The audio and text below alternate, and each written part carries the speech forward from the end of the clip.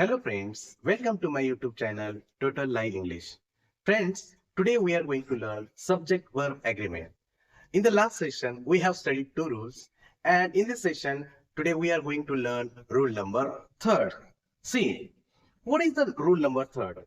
If two singular nouns are joined by and, if two singular nouns are joined by and, but that refer to the same person, the subject of such a sentence will become singular, so use singular verb.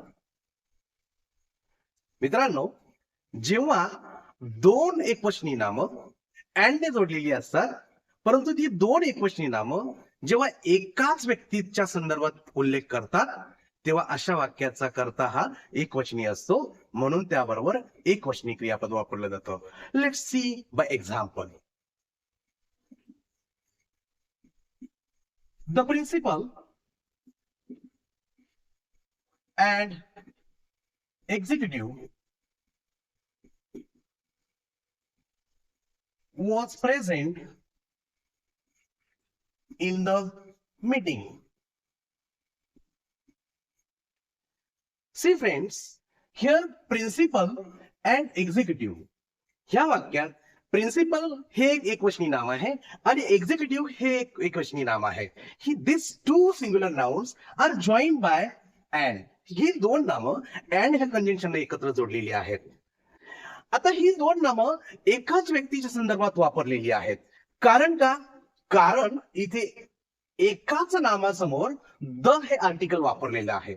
जेव्हा एकाच नामाच्या अगोदर the article वापरलं जातं आणि दुसऱ्या नामाबरोबर ते वापरलं जात नाही, तेव्हा ती दोन नामं ही एकाच व्यक्तीसाठी उद्देशून बोललेली असतात. म्हणून या वाक्याचा कर्ता एकवचनी होतो, म्हणून याबरोबर एकवचनी क्रियापद वॉज हे वापरलेलं आहे. Friends, I would like to clarify your doubt here with these two examples. See here, in the first example, the principal and executive was present in the meeting. Here, principal and executive, these two singular nouns joined by and. परंतु ही दोन जी नामं आहेत ती एकवचनी आहेत. याचं कारण असं की द हे आर्टिकल हे एकाच नामापूर्वी वापरलेलं आहे, म्हणून ही जी दोन नामं आहेत प्रिन्सिपल आणि एक्झिक्युटिव्ह ही एकाच व्यक्तीसाठी उद्देशित बोललेली आहेत. That's why it becomes singular subject, so singular verb was is used here. But you see, in the second example, the principal and the executive, these two different singular nouns are joined by and conjunction, but before these two singular nouns, the article is used here.